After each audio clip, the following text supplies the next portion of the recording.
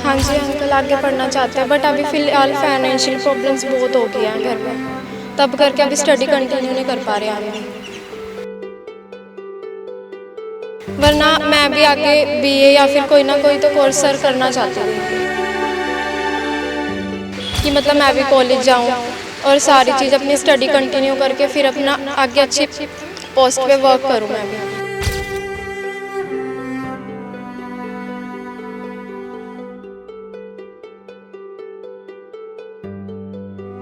Job मिलेगी तो ही करूँगी ना मैं, अब शायद ना भी पढ़ाई जाए आगे मेरे से, तो यही सर है बस। मैं तो सर यही रिक्वेस्ट करती हूँ कि हमें जॉब मिल जाए बस, हमारी मेरे बच्चों का भी सुधर जाएगा।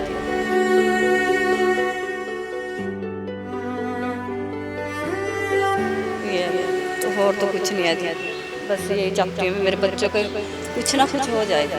अब पढ़ेंगे नहीं लिखेंगे नहीं तो आज के टाइम में कुछ पढ़ाई वगैरह में है भी नहीं है जी। ये है।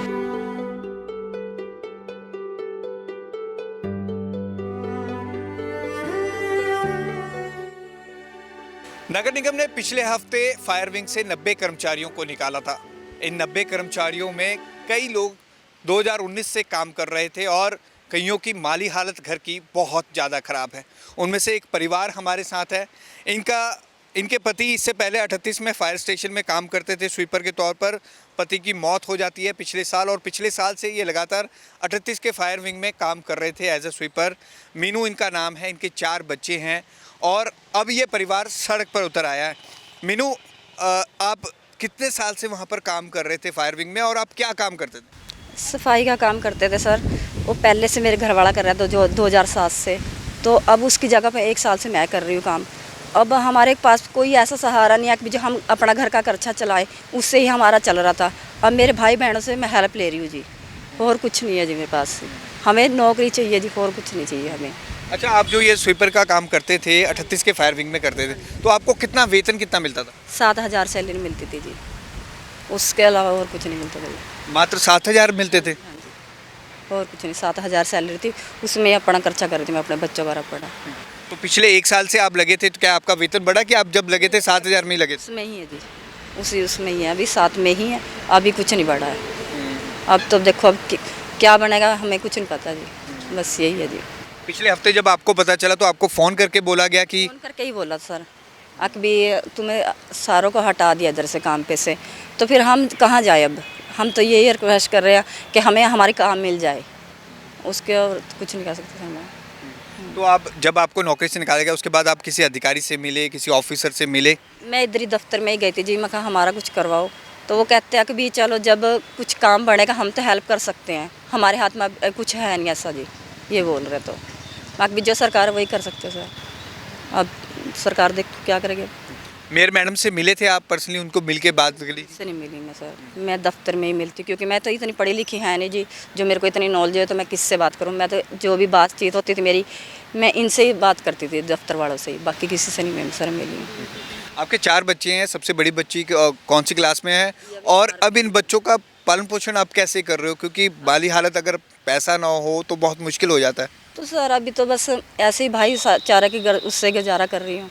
तो ये है, मेरे भाई से बहनों से हेल्प ली है मैंने थोड़ी बहुत, इन्होंने ड्यूटी वालों ने हेल्प किया मेरी, तो घर का खर्चा चला रही है अभी तक। तो मैं आगे देखो अब क्या बनता है, जॉब मिलेगी या नहीं मिलेगी हमें तो पता ही नहीं है सर। ये है जो फायर विंग के कर्मचारियों ने मिलकर भी आपको पैसे दिए हैं, आपकी माली हालत सुधारने के लिए पैसे मिलकर दिए हैं, वो कितने पैसे दिए हैं?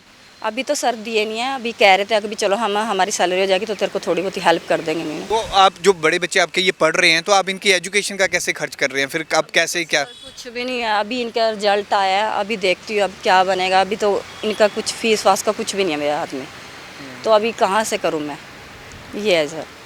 तो कहीं से अब जॉब मिलेगी तो ही करूँगी ना मैं, अब शायद ना भी पढ़ाई जाए आगे मेरे से, तो यही सर है बस, और कुछ नहीं। मैं तो यही चाहती हूँ मेरे को नौकरी मिल जाए, मेरे बच्चों का भविष्य सुधर जाएगा, नहीं तो रोड पे तो हम खड़ा ही दिए हैं भगवान ने।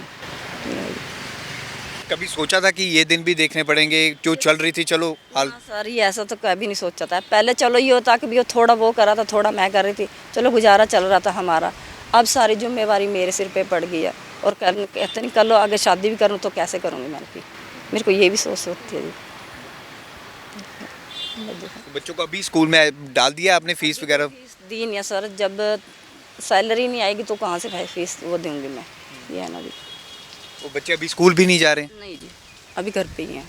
मेयर मैम से या कमिश्नर साहब से कुछ कहना चाहेंगे आप अपने? मैं तो सर यही रिक्वेस्ट करती हूँ कि हमें जॉब मिल जाए बस हमारी, मेरे बच्चों का भी सुधर जाएगा जी, ये है जी। तो और तो कुछ नहीं है जी, बस यही चाहती हूँ मैं मेरे बच्चों को कुछ ना कुछ हो जाए जी। अब पढ़ेंगे नहीं लिखेंगे नहीं, जो आज के टाइम में कुछ पढ़ाई वगैरह है भी नहीं है जी, ये है। तो इस करके जी बस। तो 90 कर्मचारियों को फायर विंग से निकाला गया था, उसमें से एक ये परिवार है, मीनू इनका नाम है। स्वीपर का ये काम करते थे फायर स्टेशन में, लेकिन मात्र 7,000 इन्हें मिलते थे। पिछले 1 साल से ये काम कर रहे थे, लेकिन अब ये परिवार सड़क पर उतर आया है। 4 इनकी बेटियां हैं।